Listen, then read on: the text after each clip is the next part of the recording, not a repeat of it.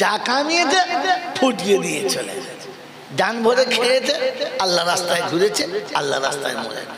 কিন্তু ছেলেরা আলেম করে গেছে, হাফেজ করে গেছে, মেয়েদেরকে ভালো ভালো আলেমের সাথে বিয়ে দিয়ে গেছে, তাদের তকদির তাদের হাতে খোদার সাথে জুড়ে দিয়ে গেছে, আর বলে গেছে বাবা আমি এসেছি চলে যাচ্ছি, তোরা এসেছিস তোরা যাবি, আমি আমার রাস্তা পরিষ্কার করে গেলাম, বাকি তোরা দেখে নে।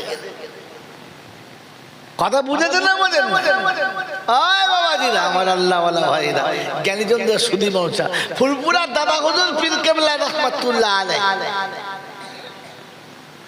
কটা বাড়ি করে দিয়ে গিয়েছিলেন, কিছুই করে দিয়ে যায়। ওই দরবার শরীফের ছেলেদেরকে দিয়ে চলে গেছে, আল্লাহ হাতে সুপে দিয়ে চলে গেছে। মেরে মোহতরম দোস্তর বুজুর্গ আল্লাহওয়ালা ভাইরা, জ্ঞানীজনদের সুধী মানুষেরা, আমরা দেখে কি শিখলাম, কি বানালাম? সারা জীবন শুধু খালি নিজে খোদা সেজে বসে আছি, গাড়ি আমি করে দেবো, বাড়ি আমি করে দেবো, 3 তলা গাড়ি, 4-5খানা বাড়ি, মানে সব আমি করে দেবো, আল্লাহর দরকার নাই। আছে ও আবার নামাজ পড়ছে আল্লাহু আকবার, আল্লাহ বলছে তোর দরকার কিছু, তুই তো নিজে আল্লাহ সেজে বসে আছিস, আমার তো দরকার নাই। পৃথিবীতে এমন কোন প্রাণী আছে, একটা প্রাণীর নাম বলুন যার বাচ্চা কাঁদে আর মা ছটফট করে না, একটা প্রাণীর নাম বলুন। আরে মানুষ বাদ দিয়ে কোনো গরু ছাগলের নাম বলুন না।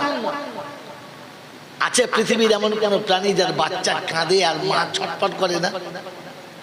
হ্যাঁ, একটা মুরগির ছোট্ট বাচ্চা সাপে ধরেছে, মা জানে সাপের মুখটা আমি ছাড়াতে পারবো না, কিন্তু সে চিল্লে গোটা পাড়ার লোক জড়ো করে ফেলে আর বারবার সাপের মুখের উপরে ঝাঁপ মারে যে বাচ্চা যেন ছাড়াতে পারে। পায় না করে। কারণ কি? তার বাচ্চা কেঁদেছে, তার সহ্য হয় নাই। বলেন পৃথিবীর প্রত্যেকটি মা তার বাচ্চাকে যত ভালোবাসে, আল্লাহ তার বান্দাকে তার থেকে 70 গুণ বেশি, জোরে বলে ভালোবাসে। এই বান্দা কাঁদে আর আল্লাহ সাড়া দেয় না, তাই হয়? কথা বলেন, এই বান্দা কাঁদে আর তার আল্লাহ সাড়া দেয় না, এটা হতে পারে না? কারণ তিনি শুনিয়েছে যেদিন পৃথিবীতে আমার একজন আল্লাহ বলনেওয়ালা বাকি থাকবে না, লা ইয়াবকা ফিল আরদি আল্লাহ লা ফাসাদাতা, আসমান থাকবে না, চন্দ্র থাকবে না, সূর্য থাকবে না, গ্রহ নক্ষত্র থাকবে না, জমিন থাকবে না, পাহাড় পর্বত থাকবে না, সব শেষ করে দেবো। একজন যেদিন আল্লাহ বলনেওয়ালা থাকবে না, মেরে বক্তব্যস্ত বুজুর্গ, আমি ওই আল্লাহকে আল্লাহ বলে বিশ্বাস করি মনে হচ্ছে? আমার আল্লাহওয়ালা ভাইয়েরা, জ্ঞানীজনদের সুধী মানুষেরা, আমি আপনি ভেবে দেখি বসে বসে, আমি নিজে আল্লাহ সেজে বসে আছি, সব আমি করে দেবো, দোকান আমি করে দেবো, বাড়ি আমি করে দেবো, নাতিদেরকে বলছে তুই সারাতে লেগে আমি মরতে পারি না রে, এই কটাকে তুলে দিয়ে বলে না, হ্যাঁ, ও নাতি পোতাদের তুলে দিয়ে তবে মরবে। ও মানে আগে থেকে গ্যারান্টি নিয়ে এসেছে, এখন মরবে না, নাতি কটা মানুষ করে তবে মরবে। এ কত বড় বুকের ছাতিওয়ালা লোক দেখেছে? মেরে মোহতম দোস্তর বুজুর্গ, এরা যদি উঠে দৌড়ছে পড়ে আল্লাহুম্মা সাল্লি আলা, তো ফেরেশতা বলছে তুই তো খোদা সেজে বসে আছিস, তারপর দুরূদ শরীফ কার সাথে পড়ছিস? হ্যাঁ, তুই তো নিজে খোদা সেজে বসে আছিস। আমাকে ক্ষমা করে দেবেন, সারা জীবন শুনছেন, ওই ওপারে আইজুর রহমান, এপারে আমাদের রিজাউল করিম, তারপর সব বড় বক্তা, বসিরহাটে বড় বড় বক্তারা সবসময় আপনাদের কোরআন শোনাচ্ছে, ইন্নাল্লাহা লা ইয়াগফিরু আন ইউশরিকা বিহি ওয়া ইয়াগফিরু মা দুনা যালিকা লিমান ইয়াশা ইন্না শিরকা লাযুলমুন আযীম। রব্বুল জালাল শোনাচ্ছে, ও বিশ্ব মানব শুনে রাখো, আমি আল্লাহ পাক গফুরুর রহিম, আমি আল্লাহ রহমানুর রহিম। আমি বান্দার সমস্ত গুনাহ মাফ করে দিতে পারি, আমি বান্দার সব অপরাধ ক্ষমা করে দিতে পারি, আমি আল্লাহ আমার কুদরতের কারিশমাতে সব ভুলগুলোকে মাফ করে দিতে পারি। কিন্তু শুনে রেখে দে, একটা ভুল জীবনে কখনো করিস না। আমি আল্লাহ আমার সঙ্গে কাউকে শরীক করিস না, আমি আল্লাহ আমার জায়গাতে কাউকে বসাস না, কারণ এর থেকে বড় কোনো আর জুলুম নাই। আমি আল্লাহ সব গুনাহ ক্ষমা করব, শিরকের গুনাহকে কোনোদিন ক্ষমা করব না। ও গদলমানের যুবকেরা, ও নামাজি বাবাজিরা, টুপিওয়ালা দাড়িওয়ালারা, যারা মসজিদের কাছে বসে আছি, ভাবি বসে বসে আমি কি দ্বিতীয় খোদা সেজে বসে নাই? শিরকের খাতায় আমার নামটা কি ওঠে নাই? আজও পর্যন্ত মেরে মুহতম দোস্তর বুজুর্গ, যে আল্লাহকে আল্লাহ বলে স্বীকার করেছি, ওই আল্লাহর জায়গাতে অন্য কাউকে বসিয়েছি কিনা? আমি ঈমান আনার সময় বলেছি, আল কাদরি খাইরিহি ওয়া শাররিহি মিনাল্লাহি তাআলা, ভালো কিংবা মন্দ যেটা হবে সব আমার আল্লাহর তরফ থেকে হবে, পৃথিবীর কেউ কিচ্ছু করতে পারে না। আমার আল্লাহ ওয়ালা ভাইরা, জ্ঞানী জনরা, শুধু মানুষেরা, বান্দা যেদিন বুঝে যাবে আল্লাহ সবকিছু কাটনে বলা, বাপ বেটায় ঝগড়া হবে না, স্বামী স্ত্রীতে ঝগড়া হবে না, ভাইয়ে ভাইয়ে ঝগড়া হবে না, জামাই শ্বশুরে কোনোদিন ঝগড়া হবে না, সংসারে শাশুড়ি বইয়ে চুল ছেঁড়াছেড়ি কোনোদিন করবে না। কি গো বাবাজি, এরকম ওষুধ আপনাদের দরকার আছে? হ্যাঁ হ্যাঁ না, ভাইয়ে ভাইয়ে ঝগড়া হবে না, বাপ বেটায় ঝগড়া হবে না, শ্বশুরের সঙ্গে জামাইয়ের ফাটাফাটি হবে না, এরকম ইচ্ছা আছে? আছে আছে, হ্যাঁ না বলে? সত্যি আছে? আল্লাহ পাক শুনিয়ে দিয়েছে, আমার সঙ্গে পরিচয়টা করিয়ে দাও। কার সাথে? শ্বশুর আল্লাহ চেনে তো জামাই চেনে না, শাশুড়ি আল্লাহ চেনে তো বৌমা চেনে না, আমি চিনি তো আমার বাচ্চা চেনে না। ও গজালবাড়ির বাবাজিরা, খাওয়াবার মালিককে? তাড়াতাড়ি বল, জোরে বলো, সত্যি বলেছ? আল্লাহ পাক কি শুনিয়েছেন? আল্লাহ পাক শুনিয়ে দিয়েছেন, ওয়ামা মিন দাব্বাতিন ফিল আরদি ইল্লা আলাল্লাহি রিজকুহা, জমিনে কোনো প্রাণী এমন আসে না যার পাঠানোর পূর্বে আমি আল্লাহ খাবার ব্যবস্থা করি না। তাহলে খাবার মালিক কে?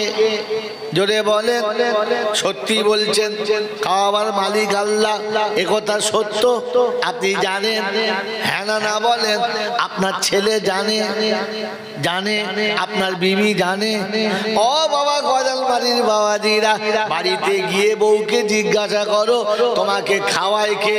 তো বলবে কেন? কেলোর বাবা। কে খাওয়া? ছেলেকে জিজ্ঞাসা করো তোকে খাওয়াই কে? আমার বাপ খাওয়াই। হ্যাঁ না বলেন? আমার বন্ধু, আমার আল্লাহওয়ালা ভাইরা, সন্তান জানে আব্বা খাওয়ায়, বিবি জানে আমার স্বামী খাওয়ায়, আর আমি জানি সবাইকে আমি খাওয়াই। হ্যাঁ না বলেন? তাই তো লোকের কাছে বলে বেড়াই, 6টা-8টা পেট আমাকে পালতে হয়। ও বলছে খালি নামাজ নামাজ করছো, বাড়িতে 12 জন খাওয়ার লোক আছে, ওদের কে খাওয়াবে? আসমান থেকে আল্লাহ কি রুজি নামিয়ে দেবে? আমি খাটলে তবে খাবে, আমি ওদের খাওয়াই। একবার ভেবে দেখেন, খাওয়াবার মালিককে? জোরে বলেন, আল্লাহ। এটা শুধু মুখে বলি, কাজে বলি। আমার বন্ধু, আমার আল্লাহওয়ালা ভাইরা, বিবি যেদিন জানবে আমার খাবার মালিক আল্লাহ, ও স্বামীর কাছে বলবে না ইলিশ মাছ দিয়ে ভাত খাবো, দেশি মুরগির ডিম খাবো, হ্যাঁ তোমার বাড়ি আছে শুধু খালি শাক আর ডাল খাবো না, আলু ছানা দিয়ে ভাত খাবো না। বিবি খেতে বসে বিসমিল্লাহি ওয়ালা বারাকাতিল্লাহ খাবার বলবে, রব্বানা এ রুজি তুমি লিখেছো তাই খাচ্ছি, তুমি না লিখলে আমি খেতাম না, কারণ এই খাবার আমার পছন্দ ছিল না, তুমি খাবার তো তাই খাচ্ছি। মাওলাই হাকিম গো, আমার স্বামীর করা করার কিচ্ছু নেই। তুমি যদি স্বামীর হাতে কোটি টাকা তুলে দিতে, আমরা রোজানা সকাল সন্ধ্যা মুরগি মোসাল্লাম খেতাম, স্বামী গরিব, ওর হাতে তুমি কিছু দাও নাই, তুমি দিলে আমরা পেতাম, তুমি দাও নাই বলে আমি পাই নাই। ওই বিবি স্বামীকে কোনোদিন খারাপ চোখে দেখবে না, স্বামীর প্রতি অনীহা হবে না, স্বামীর পাশে কোনোদিন কোনো খারাপ মনোবাঞ্ছনা নেবে না। স্বামীর বিছানায় বসে বসে স্বামীর পা দুটো টিপে দেবে, মাথায় হাত বুলাবে। স্বামী যখন ঘুমিয়ে যাবে ও নিরিবিলি আল্লাহর কাছে দোয়া করবে, রব্বানা সবকিছুর মালিক তুমি, স্বামী কিছুর মালিক না। কি জি বউ বাপের বাড়ি গিয়ে বলছে আর যাবো না। কেন, কি বলছেন? না ওই ভাঙা খাটা নিয়ে শোবনা, স্কুলে কেমন করে সেই ঝনঝনানি বাজনা হয়, ও বাড়ি আর আমি যাবো না। কি তা খাট দেবো? বলছে না, দেবো বললে হবে না, ঘরে শুয়ে থাকলে চাঁদ দেখা যায়, ও বাড়ি আর যাবো। কথা বোঝেন না? বোঝেন? বিবাহের পরে যদি বুঝতে পারতে যে স্বামীর কোনো অবস্থা নেই, বিশ্বনবী জনাবে মুহাম্মদ রাসূলুল্লাহ সাল্লাল্লাহু তাআলা আলাইহি ওয়াসাল্লামের দরবারে ফজরের নামাজ পড়ে সাহাবী চলে গেছে, দোয়াতে শরীক হয় নাই। পাশে সাহাবীরা বলতে শুরু করেছেন, ইয়া রাসূলুল্লাহ, ইয়া হাবিবাল্লাহ, অমুক মনে হচ্ছে মুনাফিক হয়ে গেছে। কি করে বুঝলে বাবা তোমরা? বলি, ইয়া রাসূলুল্লাহ, ইয়া হাবিবাল্লাহ, ফজরের নামাজ পড়ে আপনার পিছনে দেখেছি, কিন্তু প্রায় দেখি চলে যায়, দোয়াতে শরীক হয় না। ইয়া রাসূলুল্লাহ, ইয়া হাবিবাল্লাহ, মনে হচ্ছে মুনাফিক হয়ে গেছে। আল্লাহ রাসূল সাল্লাল্লাহু আলাইহি ওয়াসাল্লাম ফজরের নামাজ পড়ে ঘুরে বসেছেন, সাহাবী উঠে দাঁড়িয়ে গেছে। আল্লাহ নবী বললেন, আমি রাসূল দোয়া করি, তুমি শরীক হও, এটা চাও না? সাহাবী করুণ স্বরে বললেন, ইয়া রাসূলুল্লাহ, ইয়া হাবিবাল্লাহ, আমার আব্বা মা আপনার পায়ে কুরবান যাক, আমার ইচ্ছা তো যায় দোয়া করে তবে যাব, কিন্তু একটা অসুবিধা আছে। আমরা কি বলতাম? তুমি জানো আমাদের বাড়ির কি অবস্থা? কথা বলছেন না? আপনি তো মসজিদে বসে ইমামতি করছেন, ডিম সেদ্ধ খাচ্ছেন আর চিৎপাত হয়ে ঘুমোচ্ছেন, বাস। সাহাবী ওরকম বেয়াদব ছিলেন না, বললেন, ইয়া রাসূলুল্লাহ, ইয়া হাবিবাল্লাহ, একটু অসুবিধা আছে। আল্লাহর পাক নবী সাল্লাল্লাহু আলাইহি ওয়াসাল্লাম বললেন, বাবা আমার সামনে বলা যায় না? বললি, ইয়া রাসূলুল্লাহ, বলা যায়, কিন্তু কথাটা খুব গোপনীয় কথা, একটু ইতস্তত করছিলাম সবার সামনে। আল্লাহ রাসূল বললেন, আমার কাছে বললেন, ইয়া রাসূলুল্লাহ, ইয়া হাবিবাল্লাহ, ফজরের নামাজ পড়ে চলে এজন্যই যাই, আমি যখন আসি নামাজ পড়তে, স্বামী স্ত্রী সংসার আমাদের মেম্বার দুটো, কিন্তু পরনের কাপড় একটা, ওই কাপড়টা পরে আমি নামাজ পড়তে আসি, আর মনে মনে করি ওয়াক্ত চলে যাওয়ার আগে যদি না পৌঁছাই তাহলে বিভিন্ন নামাজটা কাজা হয়ে যাবে, তাই ছুটে গিয়ে কাপড়টা দিয়ে দিই, আমি আড়ালে বসে, বিবি নামাজ পড়ে নেয়। আল্লাহ রাসূল বললেন, যাও, আল্লাহ তোমাদের বরকত দেবে, যাও। চলে গেলেন, বিবিকে কাপড়টা দিলেন, নামাজ পড়লেন, নামাজ পড়ে বিবি গেলেন, সালাম দিলেন, কিন্তু মুখে হাসি নেই। ভাইরা বোনেরা যারা শুনছেন, ঘটনা শোনাবো আসলে টার্গেট নেই, আপনাদের নোকতাটা শোনাচ্ছি। বিবি এসে সালাম দিয়ে পাশে বসেছেন, তো সালামের জবাব দিয়েছে, মুখে সেই স্বাদ নেই, তো বলছে, আমার অপরাধ আপনি মার্জনা করে দেবেন, আমার ভুল হলে ক্ষমা করবেন, বলুন আপনি আমার উপর নারাজ কেন? বললেন, নারাজ কোথায়? বলে, প্রতিদিন ফজরের নামাজ পড়ে পাশে আসলে তুমি যে আবেগ ভরে হাত বাড়িয়ে আমাকে বাহুতে নাও, আজকে নিলে না। আমাকে যে হাসি মুখে সালাম দাও, আজকে দিলে না, আজকে দিলে না। বললে, আমি তোমার কে হই? আজিব সিন। বিবি জিজ্ঞাসা করছে, আজিব সিন, আপনি আমার কে হন? এটা জিজ্ঞাসা করার কি আছে? বলছে, না বলো না। বলছে, কেন, আমি তোমার স্বামী। বলে, আমি স্বামী? আমি তোমার স্বামী? বললে, হ্যাঁ। আপনি আমার স্বামী? বলছি যে পরনের কাপড় একটা কিনে দিতে পারি নাই আমি, এরপরও আমি স্বামী। এ হলো বিবি। তো স্বামীর পিঠে থাপকে দিয়ে সাব্বাস দিতে বলছে, শোনো এই জন্য আপনার মনটা খারাপ? বললে হ্যাঁ। বললে স্বামী, কাপড়টা তোমার কাছ থেকে পাওয়ার জন্য আমি তোমাকে ভালোবাসি না। তোমার সংসারে গোটা জীবন কাটিয়েছি, তোমাকে সেবা করেছি, যতদিন বাঁচবো ততদিন সেবা করব। দুটো শাড়ি পাবো, চারটে গহনা পাবো, অনেক কিছু অলংকার পাবো, এটা না। স্বামী তোমার সঙ্গে থাকবো, তোমাকে রাজি করব, তুমি খুশি হবে। পৃথিবীর জমিন ছেড়ে চলে যাব, এ কাপড় দেখতে থাকবে না। জান্নাতি পোশাক পরার জন্য অপেক্ষা করে আছি। স্বামীর নাফরমান হয়ে যেন কবরে যাই না, স্বামীর সঙ্গে যেন বেয়াদবি করি না, স্বামীর সঙ্গে যেন কোনোভাবে অন্যায় ব্যবহার করি না। তোমাকে ভালোবেসেছি, তোমার সঙ্গে সংসার করেছি, শুধু আল্লাহকে পাবো বলে, আল্লাহকে রাজি করব বলে, তা না হলে তোমার সঙ্গে সংসারই করতাম না। স্বামী তুমি এটার জন্য মনক্ষুণ্ণ হবে না। কাপড় পেলাম আর নাই বা পেলাম, সংসারে কিছু থাক বা নাই থাক, আপনার সঙ্গে সম্পর্ক আল্লাহ জুড়ে দিয়েছে। সম্পর্ক যেন বরকরার থাকে, কোনো সম্পদে যেন সম্পর্ক কাটে না।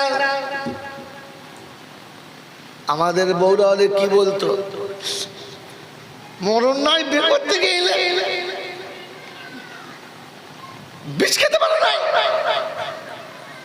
এমন এমন ফতোয়া দেবে যে বিছানায় মরে গেলে বুঝতে পারবে।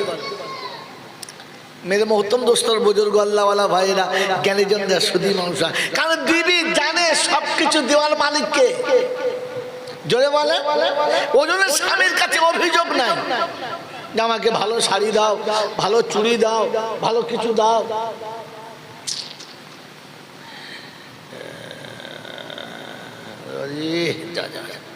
কোন দিকে যায়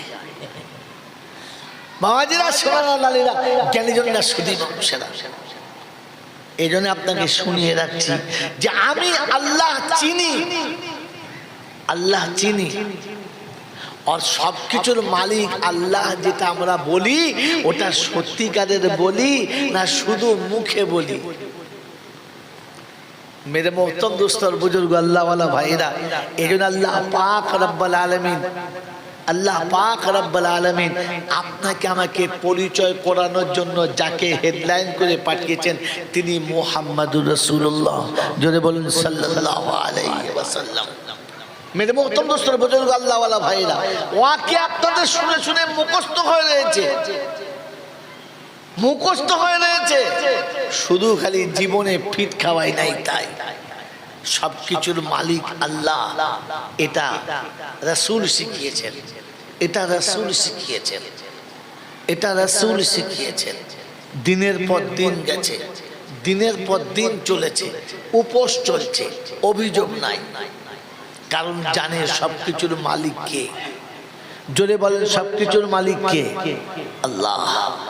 বিশ্বনবী জনাবে মুহাম্মদুর রাসূলুল্লাহ সাল্লাল্লাহু তাআলা আলাইহি ওয়াসাল্লাম নামাজে যাবেন। কোথায় যাবেন বলেন? নামাজে যাবেন, আসরের নামাজে যাবেন। আম্মা জান আয়েশা সিদ্দিকা রাদিয়াল্লাহু তাআলা আনহা চুপচাপ দাঁড়িয়ে আছে। যেই পাশ হচ্ছে শোনাচ্ছেন, আসসালামু আলাইকুম ইয়া রাসূলুল্লাহ ইয়া হাবিবাল্লাহ। আল্লাহর হাবিব দাঁড়ালেন, কি খবর আয়েশা? বললেন, ইয়া রাসূলুল্লাহ ইয়া হাবিবাল্লাহ, দুটো কথা আপনার কাছে শোনাবো।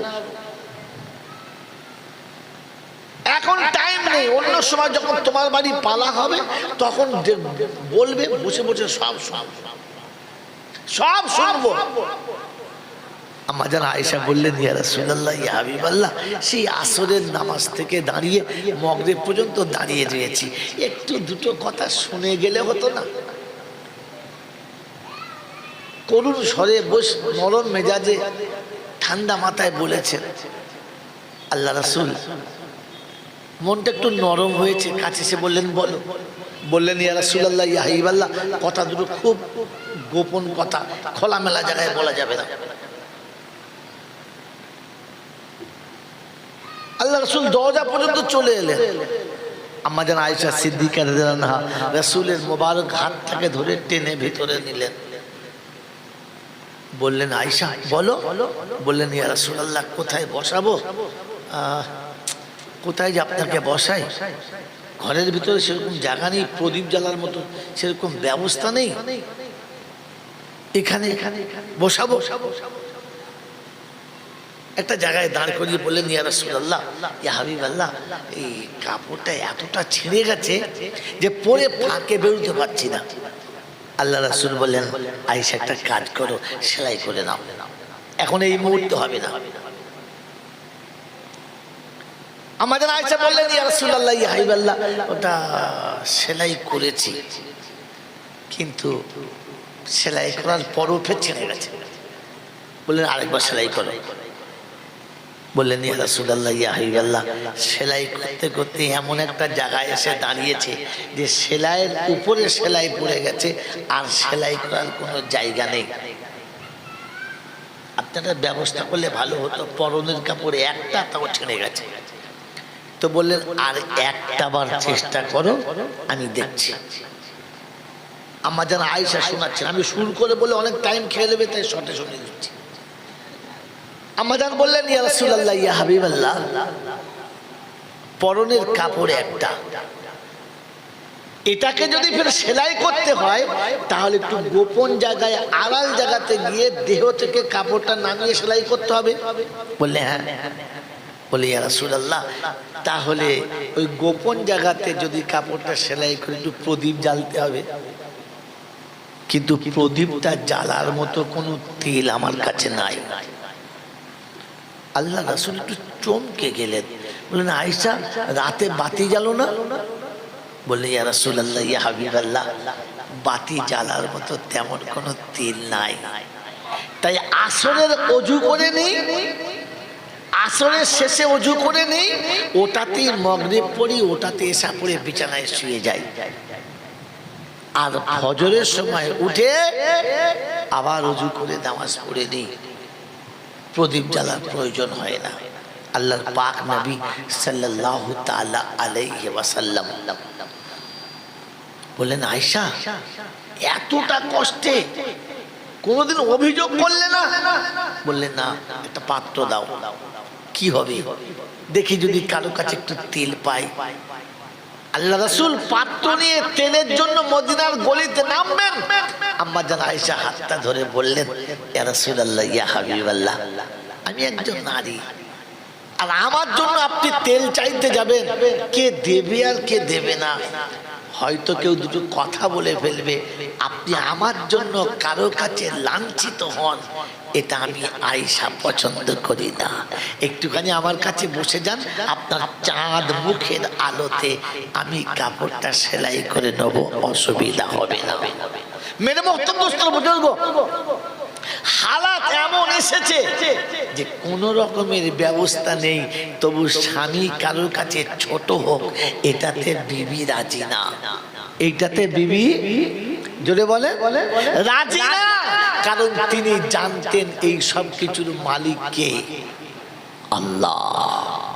এই সব কিছুর মালিক আল্লাহ, তাই স্বামীর উপরে অভিযোগ না। মেরে মোহতরম দোস্তর বুজুর্গ, আল্লাহওয়ালা ভাইরা, আজকে সেই নবী দিবসের মাস, আর আমি আপনি সারা জীবন শুধু খালি নবী দিবসই করে গেলাম, কিন্তু আমার জীবনে নবী দিবস এলো কিনা এইটা একবারও দেখলাম না। 64 বছরের জীবনে শোনাতে বলছিলেন, 64 বছরের জীবনে শুনতে গেলে আপনারা তো কমপক্ষে 64 দিন লাগাতে হবে। আপনি তো 64 দিন দূরের কথা, 64 ঘন্টাও বসতে পারবেন না। কি বসা সম্ভব? তাহলে আমাকে 1 ঘন্টার মধ্যে 64 বছরের ঘটনা বলা, এটা সম্ভব? কিন্তু দুর্ভাগ্য, আমাদের দেশে যা নবী দিবস চলে, তার নবীর জীবনী চলে না, নবীর জীবনীর বাইরের গল্প চলে। আর আজ করেন না, একটা কথা বলে রাখি, কথা বোঝার চেষ্টা করুন। মেরে মোহতরম দোস্তর বুজুর্গ, আল্লাহওয়ালা ভাইরা, জ্ঞানীজনরা, সুধী মানুষেরা, আল্লাহর নবী 40 বছর পরে নবী হয়েছেন না তার আগে নবী হয়েছেন? জোরে বলে। 40 বছর পরে। আর নবী দিবসে যা কিছু ঘটনা চলে ওটা 40 বছরের পরের ঘটনা না আগের ঘটনা? বলেন বলেন। যা চলে সারা জীবন নবী দিবসে সেটা নবী জীবনের পূর্বে না পরে? যদি বলে নবী জীবনের পূর্বের ঘটনা, যেটা আপনার নিলেও ভালো না নিলেও ভালো, জানা ভালো, শুনে রাখা ভালো, তাতে আপনার জাজবাত বাড়বে, বাড়বে, আপনার এনার্জি বাড়বে। কিন্তু নিতে হবে নবুয়তের পরের জীবনে।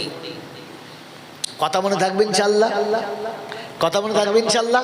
মেরে মোহতম দোস্তর বুজুর্গ আল্লাহওয়ালা ভাইরা, সারা জীবন নবী দিবস শুনছি, আর তাতে নবীর নবুয়তের পূর্বের ওয়াকিয়া চলছে। মেরে মোহতম দোস্তর বুজুর্গ আল্লাহওয়ালা ভাইরা, নবুয়ত আসার পরে কি হয়েছে? নবী যখন নবী ছিলেন না, মক্কার মানুষের সাথে নবীর কোনো দুশ্মনী ছিল না।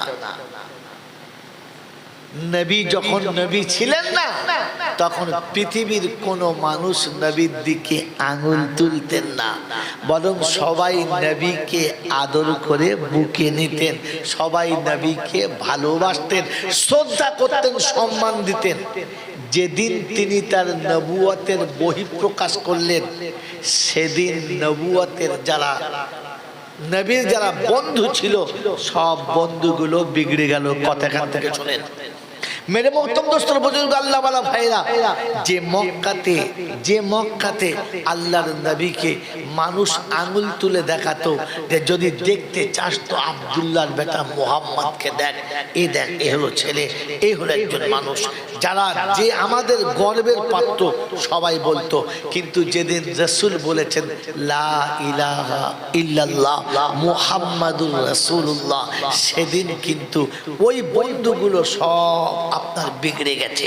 মেরে মোহতম দোস্তর বুজুর্গ আল্লাহওয়ালা ভাইরা, অতএব নবুয়ত সাথে নিতে গেলে, নবুয়ত সাথে নিতে গেলে বন্ধুত্ব বিগড়াবে, নবুয়ত সাথে নিতে গেলে আত্মীয়তা বিগড়াবে, নবুয়ত সাথে নিলে স্বার্থে ঘা পড়বে, নবুয়ত সাথে নিলে আপনার চোখের পানি পড়বে, নবুয়ত সাথে নিলে আপনাকে লাঞ্ছিত হতে হবে। এটা হলো নবী দিবসের প্রথম সূচনা।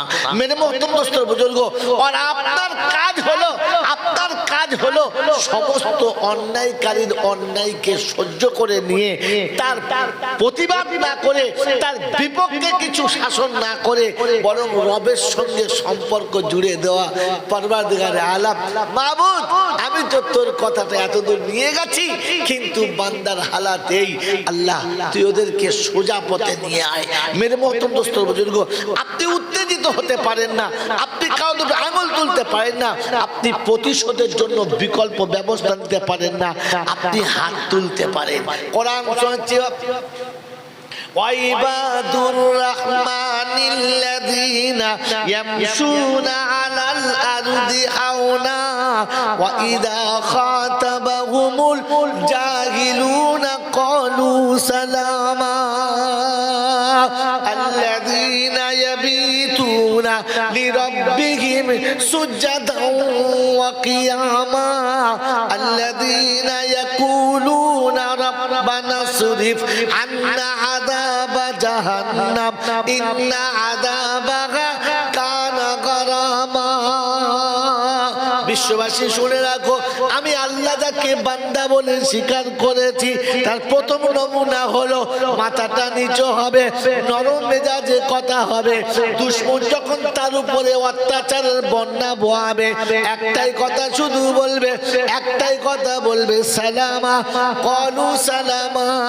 রাত যখন গভীর হবে, বিশ্ব যখন ঘুমিয়ে যাবে, বিশ্বের দরবার যখন বন্ধ হবে, রবের দরবারে হাত তুলে কেঁদে বলবে, রব্বানা রব্বানা সরিফ আন্না আযাবা জাহান্নাম ইন্না আযাবা জানবাগা কানা গরমা অপরাধগার আলাম মাওলাই হাকিম গো হাত তোমার দরবারে তুলেছি ভাইকে মুসিবতে ফেলবেন না দেশের মানুষকে বিপদে ফেলবেন না বিশ্ববাসীকে কোনো কষ্ট দেবেন না আমি আপনার দরবারে দুটো হাত তুলেছি আয় আল্লাহ ওদের ভুলগুলোকে আপনি মাফ করে দিন ওরা সব কথা জানে না ওদেরকে আমি বুঝাতে পারলাম না কমি আমার কাছে খামি আমার কাছে অপরাধ আমি করেছি ওই অপরাধের জন্য ওদেরকে আপনি দোষী বানাবেন না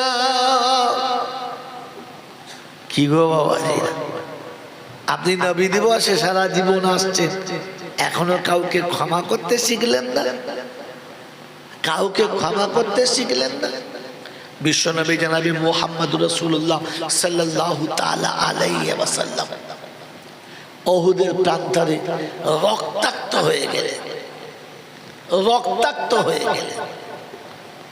দাঁত ভেঙে গেছে কপাল ফেটে গেছে এরকম রক্তাক্ত অবস্থায় আল্লাহর নবী সাল্লাল্লাহু আলাইহি ওয়াসাল্লাম উম্মতের জন্য দোয়া করছেন আল্লাহ তুমি ওদেরকে ক্ষমা করে দাও ওরা আমাকে চিনতে পারে নাই ওরা আমাকে বুঝতে পারে নাই আল্লাহর নবী সাল্লাল্লাহু আলাইহি ওয়াসাল্লাম দরবারে ফিরেছেন বেটি জিজ্ঞাসা করছে আব্বা আব্বা ওরা আপনাকে এরকম মেরেছে আপনি কিছু বললেন না আল্লাহর নবী বললেন ছেড়ে দাও মা আর একটা বেটি এলো কি করে মারলো আপনাকে এরকম করে বললেন বাপ ছেড়ে দাও আর একটা বেটি এলো একটাই কথা আপনি বদদোয়া করতে পারলেন না ছেড়ে দাও শেষ বেটি এলেন ছোট্ট মেয়ে